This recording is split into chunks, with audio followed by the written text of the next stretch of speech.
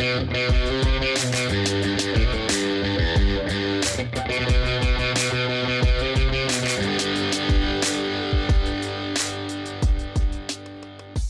is happening, ladies and gentlemen? Welcome back to the 182 News Podcast. This is your host, Poppin' Curbs, and I appreciate you tuning in to another episode. I feel like it's been a while since we've talked, but it really hasn't been that long. The past two, I believe, were about Angels and Airwaves. So we had the new album Life Forms. We dug into that. And then I think the last episode was right after I went to a show, and I kind of got into my review of that. It was amazing. I had such an awesome time. It was so great to see Tom and the band and everybody back, in person.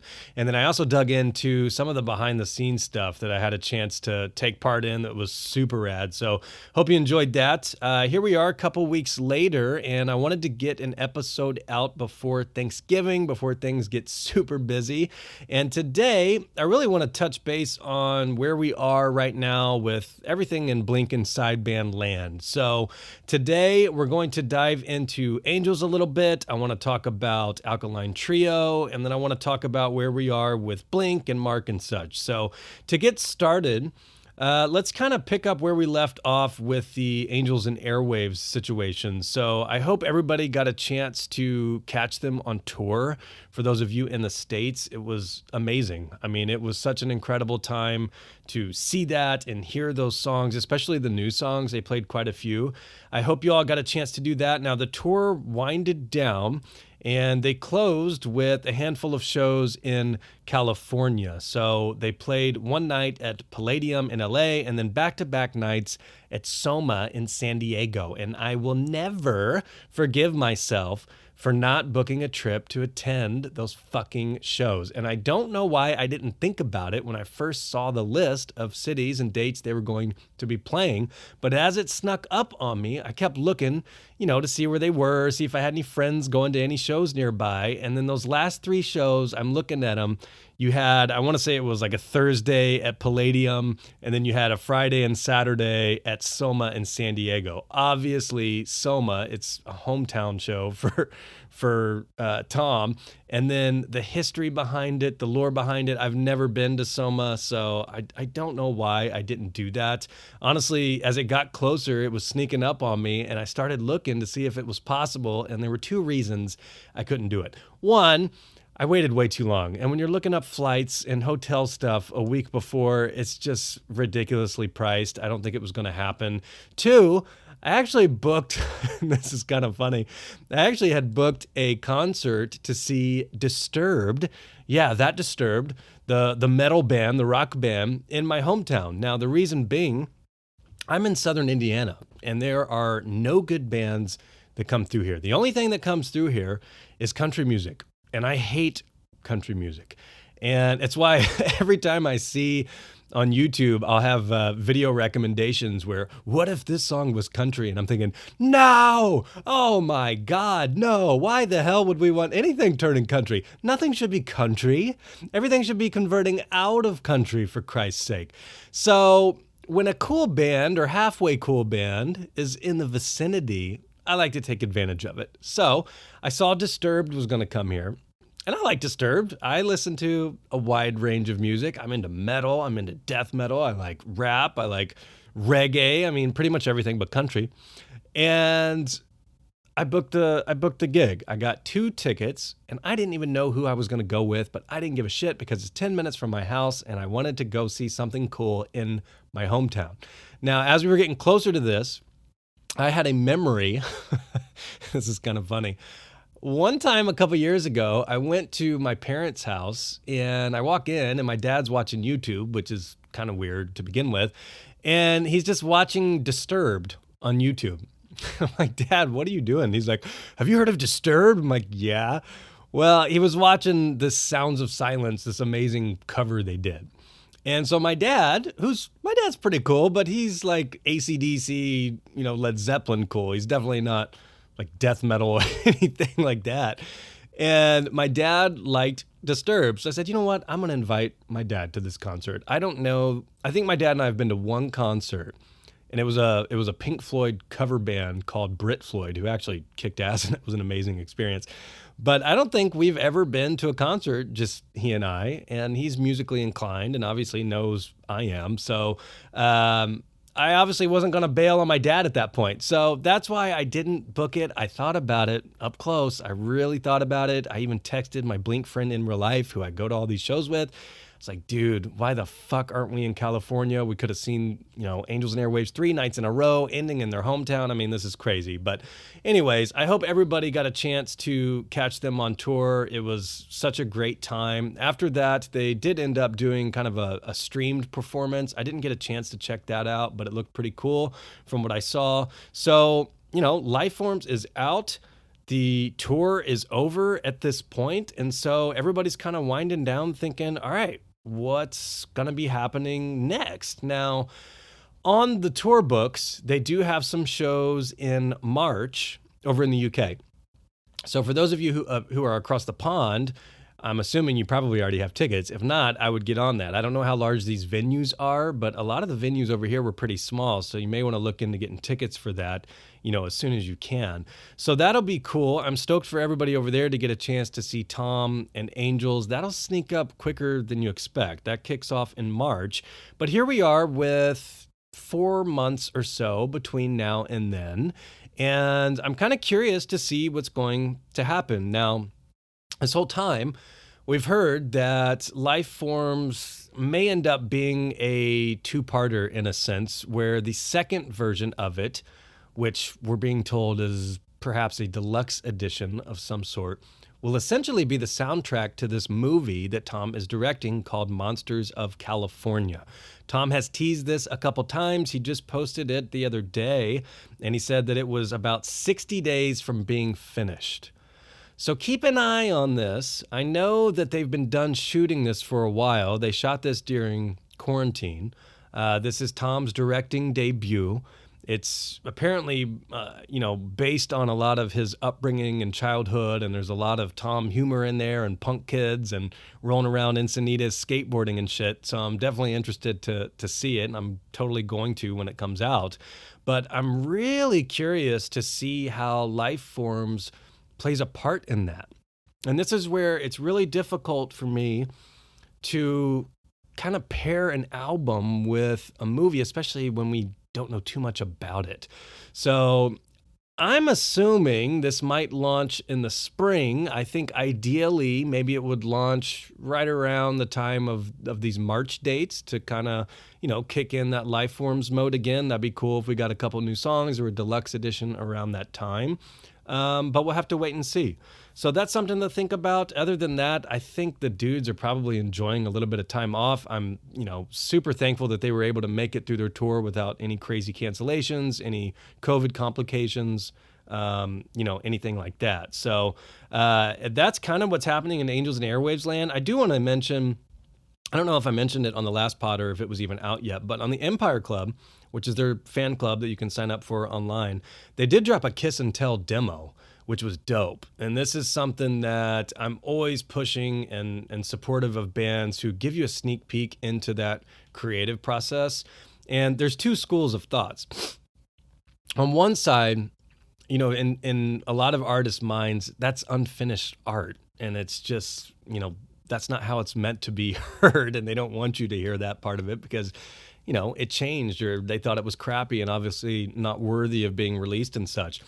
However, the other side of that is when you have hardcore fanboys and girls like us, we like that insight and that peek into the creative process. I just think it's so fucking cool to hear how something evolves from an idea, maybe even just a clip that they recorded on their cell phone or a melody that popped in Tom's head when he was driving to work, some shit like that. And then to hear that evolution and what it ended up sounding like to me is really cool. And I'll gladly pay money for this shit. I mean, they did this with the Dreamwalker. They eventually released the demos. They called it the odds and ends for that. And if you haven't heard that, by the way, check that out because some of those songs go through 2 or 3 iterations. And that's another thing that just blows my mind when you hear these songs, they change drastically.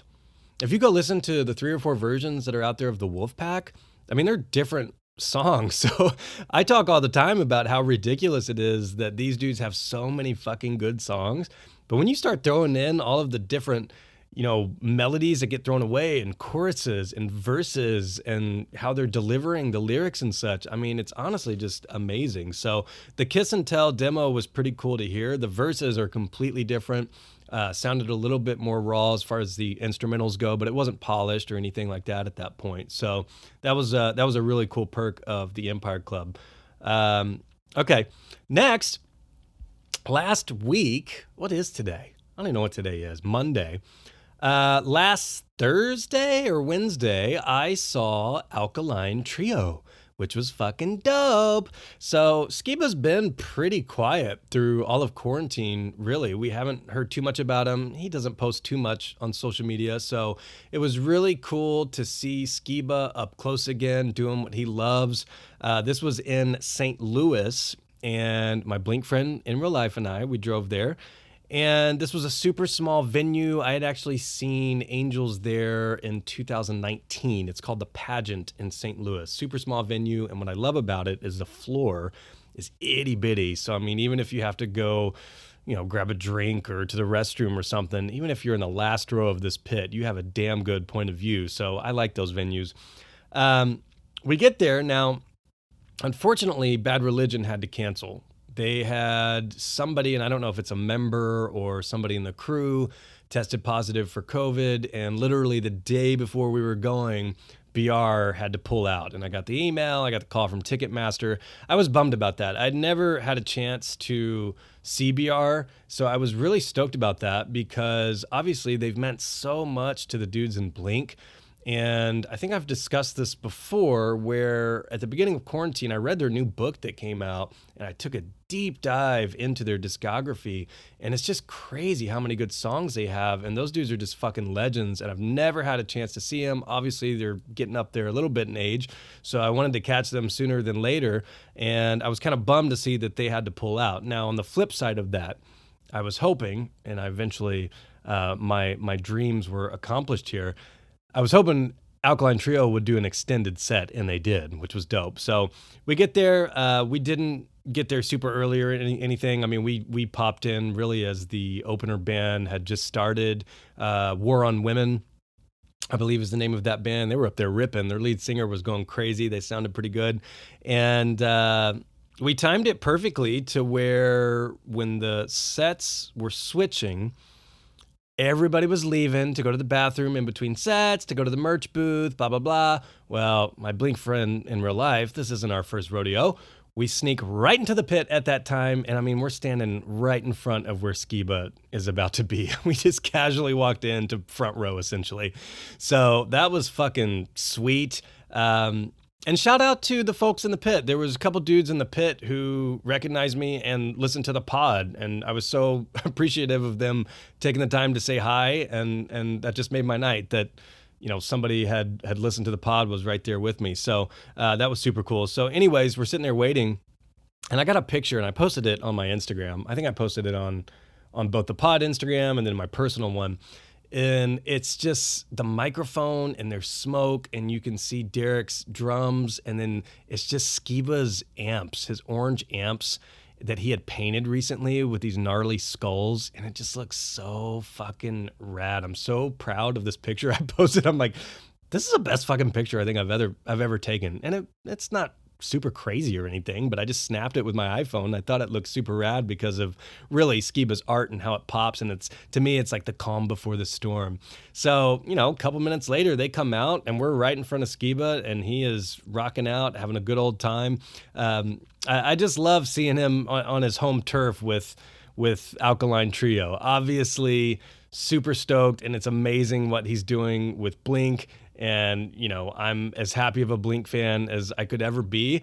But I think it's really cool to see him playing with Derek and Dan on his home turf, thinking about, all the years that they've played together and how much those songs mean to him. And I couldn't help but think in front of Skiba, I'm sitting there thinking, this dude just wrote such a fucking amazing album with 9, and it breaks my heart that we haven't heard a lot of those songs live. It's crazy. I mean, 9 is such an amazing album, and here I am, Skiba is a foot away from me, and I'm thinking, this dude is such a fucking legend in Blink, and I don't know that he knows that or feels that, and he's certainly probably too humble to admit it. But man, that dude is a fucking legend. He really is. So it was cool. They played a great set. I'm a pretty big Alkaline Trio fan, so they played everything I wanted to hear. I mean, they launched the set with Private Eye. They played Warbrain. They closed, well, this is where they did the extended set. So typically they will close with Radio. And because BR had to cancel, they came back out and they played a BR cover. They played Do What You Want, which was awesome. Super fucking cool. And they ended up closing with My Friend Peter, which was awesome. I think the highlight of it for me, I always love, one of my favorite songs by them is I'm Fine. And it's a dance song and it's beautiful. It's amazing. It's one of those songs where honestly, if I listen to it on good headphones and I'm just driving or by myself, I can tear up just listening to it because it's that amazing. So that was probably the highlight of the show for me. But there was a lot of bangers. I mean, they played Blackbird. They played Is This Thing Curse? We've Had Enough. I mean, they really busted out some rad hits in there. It was great. So, that was my recent activity with Blink and Sideband Land as far as, catching a show. Now, their tour is almost over, so I don't know if you all got a chance to catch them. Now, unfortunately, I just read yesterday. So BR came back for, I think, just one show, and it may have been in Denver. I think one of my buddies, Optimistic Jesus, went to that show in Dartmouth Mall. But unfortunately, I just saw yesterday that a band member now tested positive, and they're having to pull out again. So I don't know if BR is going to make it the rest of the show, unfortunately. I hope all is well. But if not, still go catch them. And Alkaline Trio will probably play a few more songs, which, if you're there for Skiba, then that's certainly worth it. Now, I want to switch gears to Blink a little bit. And, I always kick myself on not, making a lot of content, or I feel like maybe I'm behind on a pod episode or something. But when I was looking at the dates on shit I've done recently, I don't know that I even mentioned that Davy Jones and I put out a video 2 weeks ago where we re-stickered his 40th anniversary Fender Stratocaster to make a Tom DeLonge sticker strat. So for those of you who have followed my saga there, and I think they're the most popular videos on the YouTube channel. Nobody gives a shit about the pod. They just want Tom's guitar on the YouTube page. But if you followed it, I built mine out of a made in Mexico Strat, a current one. And if you really want one accurate to what Tom's is, his is a 40th anniversary Fender Stratocaster. And Davey, the last we had spoken, was on the hunt for one. They get kind of pricey. They don't pop up very often. Now, he finally found one. And it's kind of cool how this all ties in with podcast guest and what Davey and I have done with previous, episodes or podcast or whatever. Well, he found one. It needed a little bit of work. It needed some touch-ups as well as a new paint job. And who better than to do that than Alan Corona, the bass-making extraordinaire man himself. He's been on the pod before. If you follow him on Instagram, you know he is a fucking wizard when it comes to creating bass guitars and guitars. So Alan hooked him up, got it in great shape, and Davey got it in hand. He and I went through on video and stickered his one by one. It came out fucking rad. At this point, it is the most accurate Tom DeLonge sticker strat replica on the planet. And what's crazy is I just put mine together 3 or 4 months before his, and there were already 3 revelations, I think, that had changed since then, as well as sticker color and size and placement and such. So it's a never-ending project. So for those of you who are into that, probably gearheads and tombots, check out that video on the YouTube page if you haven't. It's about an hour long. I tried to cut it down to keep it nice and clean. So that's up there. That was the most recent upload on the YouTube page. As far as Blink goes, we've got a couple things to talk about. So obviously, Mark is recovering from kicking cancer's ass. So he obviously successfully beat it. And this is not something that I've really brought up too much on the pod because, for one, I don't feel like it's my place. And for two, I'm at the point where, Mark is my friend. And so when I'm thinking about this stuff, it's not Mark with Blink or Mark who's on my wall or that I have a poster of or I have a podcast about. It's that's my friend Mark. And so I haven't felt like it's been my place to talk about it. But obviously, amazing news, best news ever that he's kicked cancer's ass. And at this point, he's getting his strength back day by day. You know, he said recently on Twitch streams that he's having better days. He was starting to feel a lot of improvement. So I don't think he's rushing too much, as he shouldn't. It takes months to recover that stuff, sometimes even years. So, that's kind of what Mark is up to recently. Now, he did play on Travis did a House of Horrors stream, which was cool. It was around Halloween. And it was kind of a live stream thing. There was some merch involved. You could get tickets, you could get a VIP ticket. And this was Mark's first performance in a long time. And he got on there. He was in a Batman outfit. It was rad. And they played What's My Age Again, Rock Show, and Family Reunion. On guitar was a dude named Thrasher who works with Travis a lot. I think he works in the studio with Travis a lot, and he can shred. So he crushed those songs. Mark sounded great. So fucking stoked to see Mark on not a stage per se, but during a performance and just playing bass and looking like he's having a good time again. So obviously Mark's going to take and should get all the time he needs to recover. That's what's most important. This is not the time to rush things. And we're getting ready to get into holiday season with, family around and all that stuff. So for those of you really curious as to what's going on with Blink, we're pressing Mark for answers and such. I mean, I think that's where we are on that. He's trying to get healthy again. And, once he does, then I'm sure his focus will switch back to Blink and hopefully next year shows and such. But I just don't think we're quite there yet. Now, there's a couple things I do want to discuss.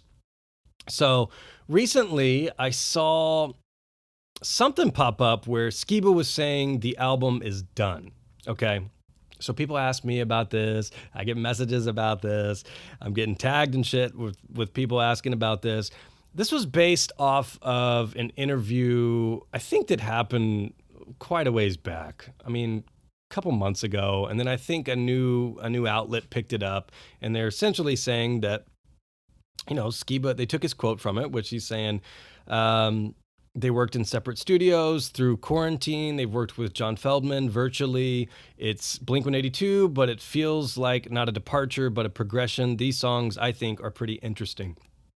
A lot of people who just saw this tweet or just heard this in the past couple of days when it came up are losing their shit. Oh my God, Blink's got a new album. It's coming out. When's it coming out? All this stuff. Well, remember, at the beginning of the year, Travis said they had about, I think it was 60% of the album done, of a new album, new Blink-182 album. Somebody asked if a new album was going to come out this year, and he said yes. Fast forward a couple months, Travis had said in June that they were still hoping to get a new album out this year. And then Matt had an art show 3 or 4 months ago. Somebody asked him, and the last I heard, I think Matt said that it was about 85% done. And then somebody asked Mark about it, and Mark said that he thinks it could be taken care of in probably 2 or 3 weeks if they were all in the studio. Now, obviously, during that time, Mark had to fight cancer, so that delays a lot of things, as it should. I mean, that takes everything really to a screeching halt at that moment. Now, I know that they've had songs in the bag. They were working on stuff throughout quarantine. They've all talked about this. And yes, obviously during the pandemic, they all had separate studios. Matt was recording his parts at home. Mark and Travis have their own studios. They were working on stuff. So they have songs for sure. I think at one point, Mark had said that they had about 10 songs in various states. So while I feel like this tweet or whoever yanked it from this interview might be taken a little bit out of context, I mean, I think it's accurate in some sense where they have songs that are ready. And I think that's what Skiba was commenting on in regards to Blink, saying it's not a departure, but a progression. These songs are, I think, pretty interesting. So I think when the time is right, obviously Alkaline Trio is getting ready to wrap up their tour. Mark's trying to get better. Travis just stays busy. I mean, he's, I think, probably starting to work with his Born with Horns with MGK. I would think they're going to be kicking that off pretty soon. I would think when the time is right, they do have stuff they can work on that are in various states and, probably quite a few songs that are damn near close to completion. Now, I don't know that we're going to get an album this year. I'd be shocked. In fact, I'm going to go out and say no. But I think realistically, if you want to look at the timeline of this stuff, I would think it would be cool if maybe they reconvene come January, come March. Hopefully Mark's 100% by then.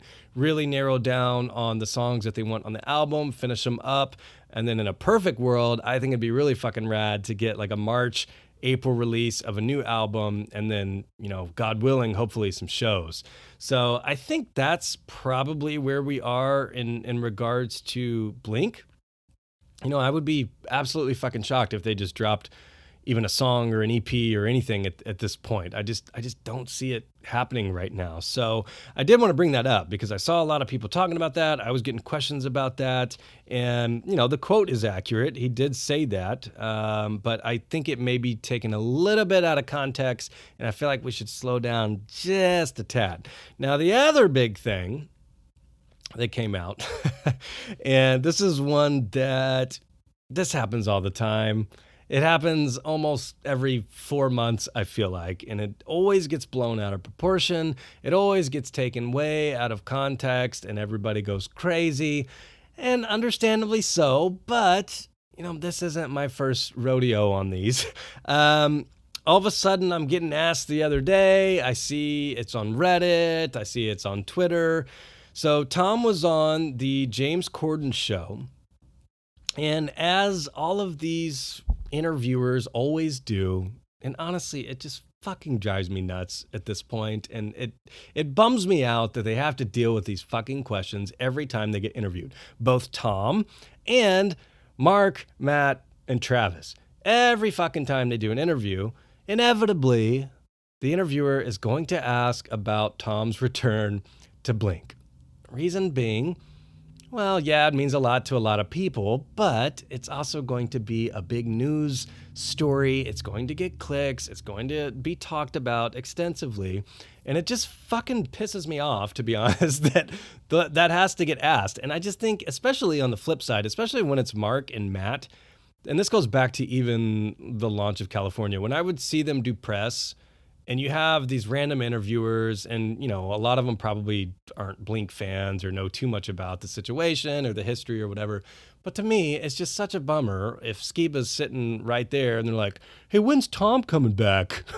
Have you heard from Tom? Or they ask Matt, do you think you're going to be in here a while? Or when's Tom coming? It's just like, Jesus fucking Christ. They will announce it if it's coming out, don't you think? Don't you think you'll hear about it from somewhere along the lines if Tom's going to come back? Anyways, end rant. So, as these situations always play out, somebody asked Tom the question on this show, what do you think about a Blink reunion? Do you think you're going to play with them again? What's the deal with that? You've talked openly about how you and Mark are friends at this point, which is accurate, and that's great. That's amazing. I hope they're friends. They started an amazing fucking thing that changed millions of lives on this planet throughout their time, and they're both fucking legends. And the fact that everybody's cordial and happy right now and friends is awesome to me. It's so fucking cool to me. Now, being friendly and having Tom back in Blink and touring and making records are two very, very different stratospheres, in my opinion. Now, he gets asked this, and this is a pretty standard response from Tom, and I think he's being honest, but it just gets blown out of proportion as things do on the internet. So here's what Tom says. We always talk about playing together again, and I think that's definitely something we're all interested in. Finding the time to do it, where it lines up with everybody's priorities, is really all that's needed. But yeah, I'm down. I think those guys are down. Okay. I don't even know where to begin to dissect this because there's so many different parts of this that need to be dissected. But I think, most importantly, finding the time to do it where it lines up with everybody's priorities is really all that's needed. That's the kicker. And that is really, really fucking hard. Clearly, we've seen this time after time. And I don't know when that is. Now, I think if you ask Tom, he'll probably tell you the same thing. He'll say, yeah, I think I'm friends with those dudes, and I think we'll play together someday, and, maybe when the time's right, maybe it'll all work out. I think if you ask Mark and you ask Travis at this point, they may say the same thing. To me, it's just, it's something that truly, I don't know how else to put it other than the way Mark put it, which is where it would take all four of them sitting in a room and having a long conversation about it. I think that's the best way to put it. I mean, I don't know how else it happens. Now, the kicker for me is finding the time to do it where it lines up with everybody's priorities. That is extremely difficult for all of them to figure out, and mostly Tom. And I think Tom would admit that. Angels is doing great right now. He's obviously super busy with To the Stars. He's incredibly busy with different projects going on. To get Tom to commit to a 2 or 3 year writing and recording process and touring with Blink, I don't know when it happens, man. I really don't. I really, really don't. Unless somehow, some way, 3 or 4 years from now, he just really fucking misses Blink. And I just don't know that I see that happening. But time will tell. I mean, this is one of those things where, like Travis and like Mark have said, never say never. I mean, if you would have asked them probably when they split the first time if they would ever reunite or play again, they would have said, fuck no. So, I mean, things change and time changes things, but I just don't see it. And especially not in the current situation where, I mean, Tom, I guarantee you, is booked with stuff obviously through next year. Blink has a potential whole album that they're just sitting on, waiting to release and probably tour again. So I don't know where these, again, back to the priorities and the time, I don't know where those would magically line up and allow this to happen. So I don't know. It's one of those things that people can debate. It's obviously a hot topic. There are folks on both sides of this still. To me, I mean, I think it's guaranteed we get another album with Skiba.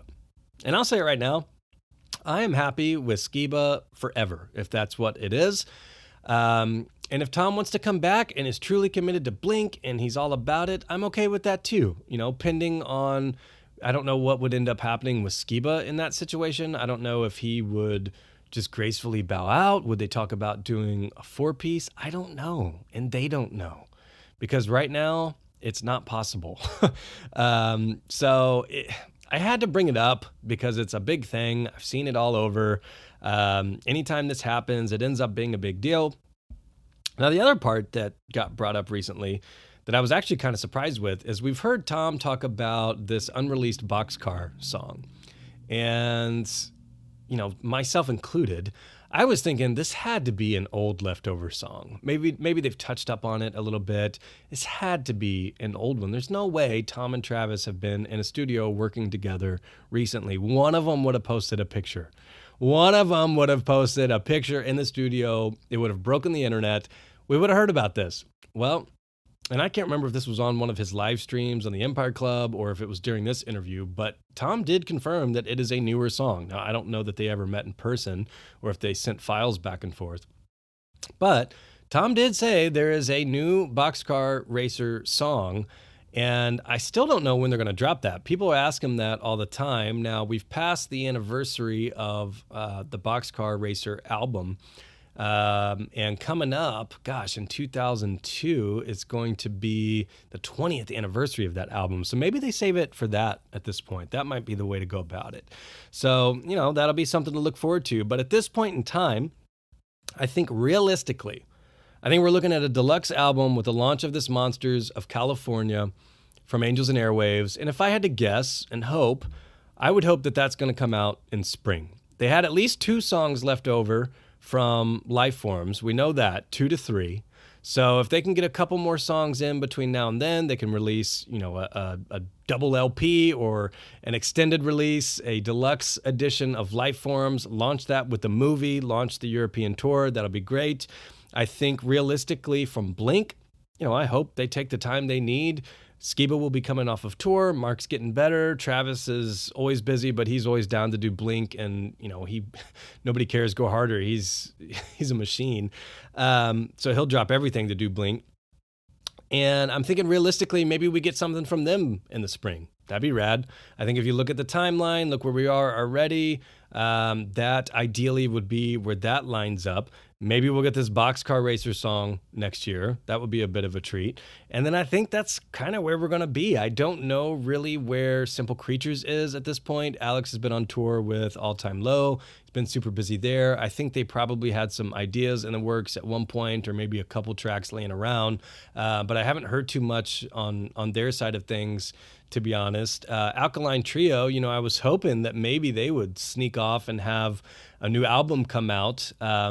Because I think in that same interview I was referencing earlier with Skiba talking about the album, I think that's also where Skiba talked about how he had about 10 songs that he was happy with on Alkaline Trio's side of things. So obviously would love to hear those. So I don't know if maybe they can sneak off and get that recorded. I don't know. Time will tell, but I think we'll get some new stuff out of these dudes next year for sure. Speaking of anniversaries, a couple of things I wanted to mention. We had the 15th anniversary of the Plus 44 album, which it's my second favorite album of all time. I was thinking about this. I thought about doing an episode on this. I should have. But I love that album. And to me, it was just so special because of the time in my life. And I didn't know, my favorite band had broken up. This was the first thing I had heard out of them. And I just love that fucking album. I think it is a masterpiece. I think lyrically, it is some of Mark's best stuff. And if you just listen to what he's saying on that album, I mean, it's dark, it's personal, and it's an incredible album. So the 15th anniversary of that, which is wild. I posted a ton of pictures of stuff that I've collected throughout the years for my Plus 44 collection on the pod Instagram page, which is at 182 News Pod. I was thinking, we had been teased a little bit. Mark had mentioned even on one of his Twitch streams that they were working on something special for Plus 44. So I didn't know if we were going to get maybe some limited merch or just, I don't know. I was hoping for some sort of new vinyl press, or hell, at this point, I'll just be stoked to get the green press from SRC Vinyl, which, by the way, this is about to be the 2-year anniversary of when that was supposed to drop. I think that was that was Black Friday 2019. That green press of the Plus 44 album was supposed to drop. And that was the last time I think I stayed up until midnight waiting for that damn thing to drop, and it never came out. And here we are 2 years later, and the fucking thing still isn't out, and there's no ETA on it at this point, which sucks. So at minimum, I was hoping to maybe get a new Plus 44 t-shirt. Hell, I'll take a sticker, anything at this point. So wanted to mention that. And then the other big anniversary, good hell, 18th anniversary of the Untitled album, which is insane. I mean, fucking game changers. And for that to be 18 years ago, we're getting up there in age. That's scary. As far as merchant stuff goes, there were 8 new pins from Hi, My Name is Mark. So I know a lot of folks like to collect these things, myself included. There were 8 new pins that you could buy, and there was actually a 9th new one, which is orange, that was only available as a free kind of giveaway with each purchase. So I don't know if they're out of those or not, but if you've ordered something from Hi, My Name is Mark recently, you probably got a free orange pin, which is rad. The Blink merch sale just happened. So the Black Friday sales are live. And what's really cool when I looked is they had quite a few items left over from Sandbag, the last company. So Mr. T-Shirt has taken back over Blink merch. We've talked about that. But yeah, of the Sandbag releases, they had some cool accessories here and there, and the clocks were one of them. The Skankin' Rabbit clocks.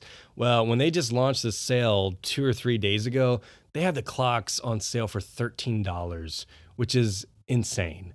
So they're sold out now, but you can still get quite a big discount on several items on the Blink-182 merch website.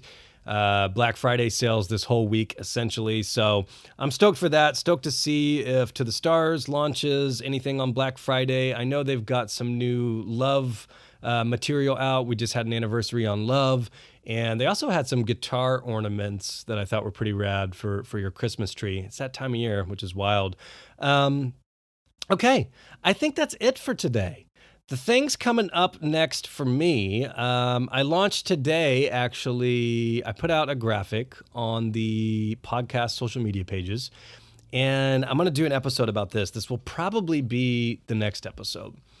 And I have posed the question, and it already has a shit ton of responses, probably more than I'll be able to get through. I thought I'd get like 5, and I think there's like 150 comments on it. But the most underrated Blink-182 song. Underrated, okay? So not one that's a single or was on the radio or super popular that you just love. It's got to be an underrated one. So think about that. And if you have any picks on that or ideas on that, drop them on the post. I'm going to try to get to as many of those as I can.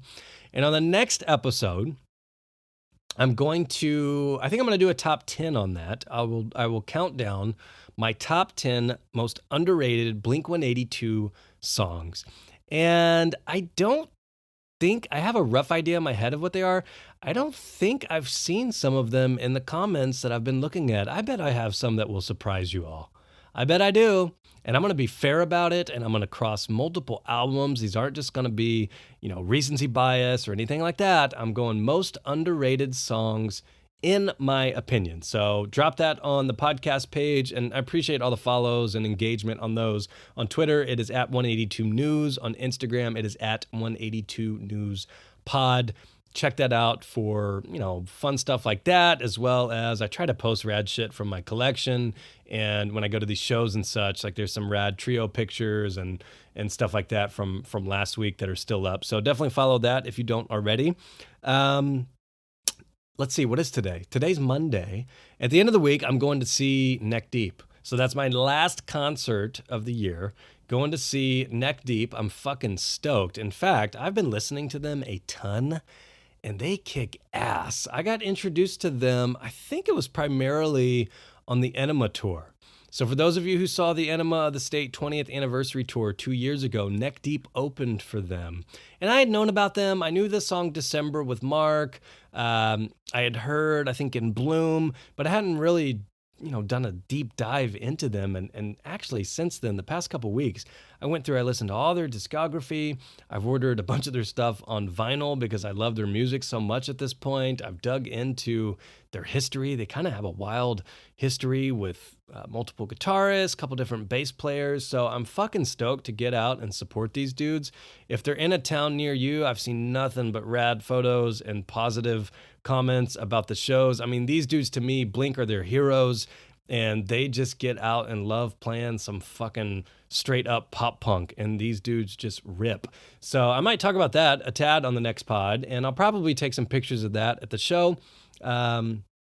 I have the little VIP thing, so I'm hoping to I think I get a picture with them, hope to say what up to them and just get out there and support these dudes. It's amazing to get out and see live music, and especially some of these bands that are either overseas or kind of on a smaller level. I'm trying to do what I can to get out and support these dudes, go to their shows, buy their merch, shit like that, because I've missed fucking live music so much, and it's such a bummer to me that these folks haven't been able to do what they love for a year and a half. So maybe we'll talk about that on the next pod. But for today, that was the stuff I wanted to go through. This is going to be a quick one. Wanted to get it out before Thanksgiving. I hope everybody has a great holiday season. I think we'll chat again before Christmas. But if not, I hope everybody has a great holiday season. Enjoy the time with your family. Stay safe out there. As always, appreciate all of you for tuning in. Be sure to follow the pod pages, and I will talk to you soon. Peace.